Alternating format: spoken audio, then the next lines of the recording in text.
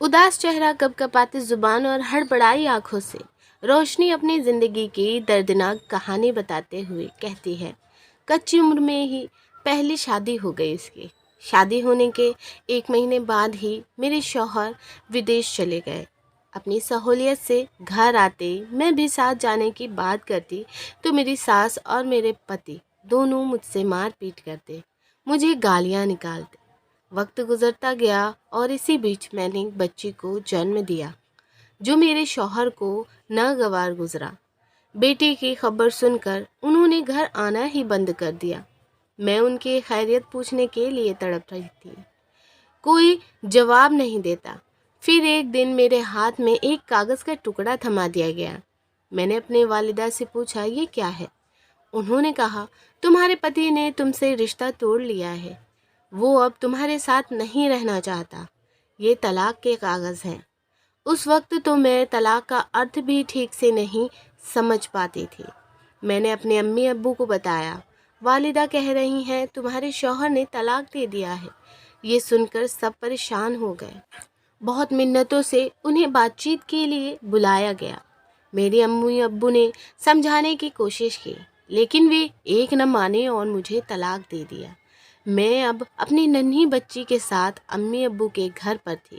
سمجھ نہیں آ رہا تھا کہ کیا کروں۔ بچی کا چہرہ دیکھ کر روتی رہتی، کچھ اچھا نہیں لگتا تھا۔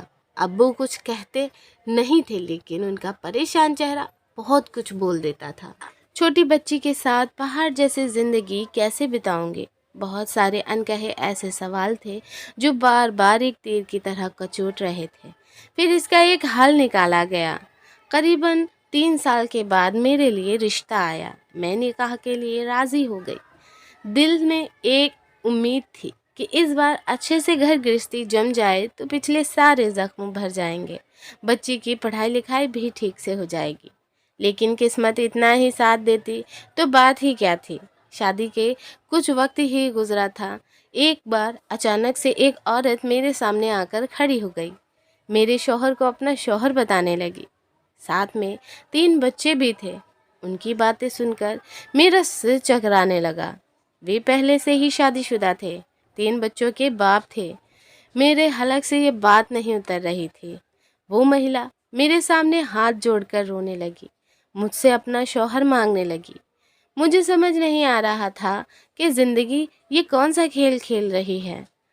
اس عورت نے ففکتے ہوئے بتایا کس طرح اس کے شوہر نے دھوکہ دے کر مجھ سے شادی کر لی۔ میں ایک عورت ہو کر ایک دوسری عورت کا گھر کیسے برباد کر دوں، یہ ہمت نہیں جٹا پا رہی تھی۔ آخرکار یہی طے ہوا، میرے شوہر مجھے طلاق دیں گے۔ میں نے اسے سویکار کر لیا۔ میں اس عورت کے بچوں کو اناتھ نہیں کر سکتی تھی۔ طلاق ہو گیا۔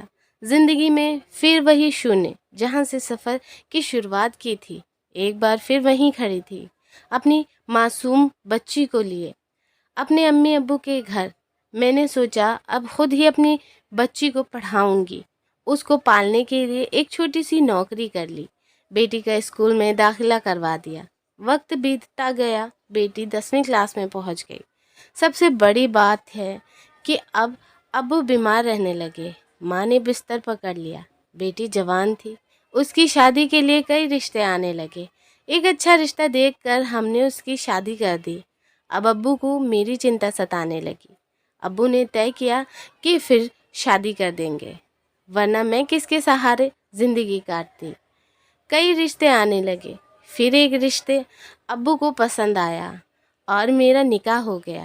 میری ہونے والے شوہر نے مجھے خوش رکھنے کے کئی وعدے کیے۔ ایک بار پھر امید میرے گھر کا راستہ ٹٹولتے ہوئے آئی۔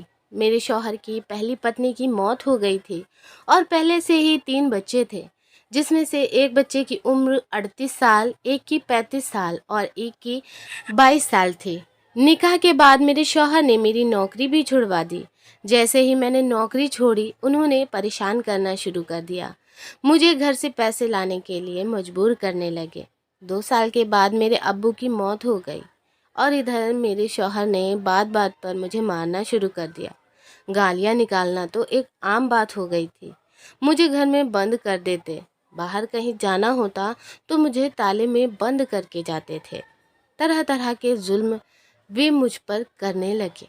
मैं भी सोचती थी कि अब तो अब्बू भी नहीं रहे, किसके कंधे पर जाकर सिर रखूं। मैं उनके सारे जुल्म सहती गई। फिर एक दिन मेरे शौहर ने मुझे मारा, मुझे घर से निकाल दिया। मैं रोती बिलखती अपनी अम्मी के पास पहुंची। मैंने कई बार अपने शौहर से बात करने की कोशिश की। उन्होंने कहा कि ठीक है, 5 लाख रुपए घर से ले आओ, फिर तुम्हें रख लेंगे। मैं इतने रुपए कहाँ से लाती। एक बार मेरे बहुत मिन्नत करने के बाद मेरे घर पर आए और मुझे वहीं मारने लगे। मैं अब परेशान हो चुकी थी। मैंने पुलिस का सहारा लिया, लेकिन वहाँ भी इन्होंने पुलिस को पैसे खिलाकर मामले को ख़त्म करवा दिया। फिर मैं महिला थाने गई और वहाँ शौहर के खिलाफ शिकायत दर्ज करवा दी। 10 महीने तक तो उन्होंने तामीर ही नहीं किया। फिर कोर्ट में बताया कि वे मुझे तलाक दे चुके हैं। मैंने पूछा, जब मैं वहाँ मौजूद ही नहीं थी तो मुझे तलाक कैसे दे दिया। खैर, जज साहब ने पूछा, क्या तुम साथ जाना चाहती हो। मैंने हामी भर दी। मैं अपना घर बसाना चाहती थी, लेकिन मेरे पति कोई बहाना बनाकर वहाँ से खिसक लिए। तारीखें मिलती गईं। मैंने शरीयत अदालतों से भी गुहार लगाई कि मेरा शौहर किसी तरह वापस दिला दो। उन्हें कोई समझाए कि तलाक इस तरह नहीं होती है, लेकिन मदद के लिए कोई आगे नहीं आया। बहरहाल मुकदमा चल रहा है उस तलाक पर जिसका मुझे इल्म भी नहीं है।